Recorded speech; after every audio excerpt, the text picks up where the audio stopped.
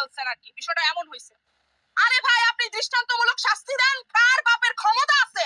বাঙালি কিন্তু ভিতুর জাতি, ভুলে যাবেন না। যদি দেখে যে একটারে লটকাই মারছেন, একটারে লটকাই শাস্তি দিছেন না, কাউর আর বললাম না আমি, তার পুরুষত্ব ভুলে যাবে সে, তার এই আবেগ অনুভূতি জাগবে না ধর্ষণ করার জন্য, নিজের বউর কাছে যাইতে ভয় পাবে। অর্ধেকটা তোমাদের পুরুষ, অর্ধেকটা আমাদের। আমরা যদি জেগে যাই না, কোন সরকার কোন উপদেষ্টা গদিতে বসে থাকতে পারবে না। আমি লাশ নিয়ে রাজনীতি দেখতে পাই কখন জানেন? যখন আমি খুব অবাক হই, আমার ডাক্তাররা যারা আসিয়াকে চিকিৎসা করেছে, সে আসিয়ার পাশে দাঁড়ায় ছবি পোস্ট করে। কেন তুমি ছবি পোস্ট করলা? আমি দেখতে পাই অনেক উপদেষ্টারা দল বল নিয়ে, প্রশাসন নিয়ে আসিয়াকে দেখতে চাই। কেন তুমি দেখতে যাবা? আসিয়ার চিকিৎসা না করে তোমরা আসিয়াকে দেখতে যাও, তোমরা ফটোশুট করতে চাও। আমাদের কি বললেন, হাসান আব্দুল্লাহ যাচ্ছে, আমাদের আর্মিরা যাচ্ছে, অনেকেই ছবি পোস্ট করছে। কেন ভাই ছবি পোস্ট করছো?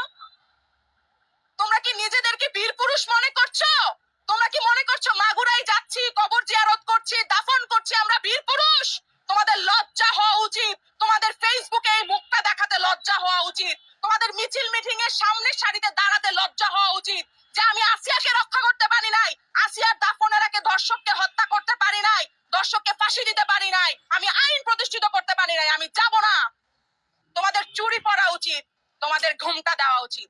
আমাদের পর্দার দরকার নাই, তোমাদের পুরুষদের পর্দার দরকার। তোমরা যারা বড় বড় কথা বলো না, তাদেরকে কথা থেকে সরে আসা দরকার। মেয়েদের হাতে দিয়ে দাও, দেখবা বাংলাদেশ গর্ব। বাংলাদেশ আমার দেশ, বাংলাদেশ আমি গর্ব গড়ে তোমাদেরকে উপহার দিব। প্রত্যেকে মনে করছো আমি বাংলাদেশ হাতে নিয়েছি, তোমরা আমাদের শিক্ষক, আমাদের ছাত্র, আমাদের কোমলমতি ছাত্রদেরকে উদ্দেশ্য করছো, তাদেরকে যেভাবেই হোক দেশ স্বাধীন করছো। তোমরা এখন আমাদেরকে স্কিপ করে দিছো। 8 বছরের মেয়েটা ক্লাস 3 এর শিক্ষার্থী, কিন্তু ক্লাস 3 এর শিক্ষার্থী না, আমাদেরকে তোমরা সাইড করে দিছো, তোমরা এখন দল গঠন করতেছো। আরে এটা কোন কথা? আমার যেই ভাইয়েরা আজকে রক্ত দিছে না, তারা কোথাও না কোথাও থেকে আফসোস করতেছে, এমন জানলে আমি আমার রক্ত দিতাম না। মারে আমারে মাফ করে দিস, বোন রে আমারে মাফ করে দিস, আমি বাচ্চা থাকলে তো তোর ইজ্জতটা আমি রক্ষা করতাম।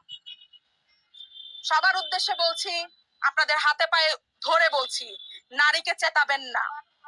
নারী চেতছিল, বীরাঙ্গনা হইছে, যুদ্ধ মুক্তিযোদ্ধাকে জয় করছে, সেম ভাবে আপনারা আমাদেরকে চেতাবেন না। 2024 সালে আমরা রুখে দাঁড়াইছি, 26, 27, 28, 29, 30 রুখে দাঁড়াইতে সময় লাগবে না। নারী পারে না এমন কিছু নাই, নারী আপনাদেরকে জন্ম দিছে, নারী বাংলাদেশ জন্ম দিছে। বলে না যে মশার সাথে আপনি ইয়ে করে রাগ করে মশারি পুড়ে ফেলছেন আর কি, বিষয়টা এমন হয়েছে। আরে ভাই আপনি দৃষ্টান্তমূলক শাস্তি দেন, কার বাপের ক্ষমতা আছে? বাঙালি কিন্তু ভিতুর জাতি, ভুলে যাবেন না। যদি দেখেন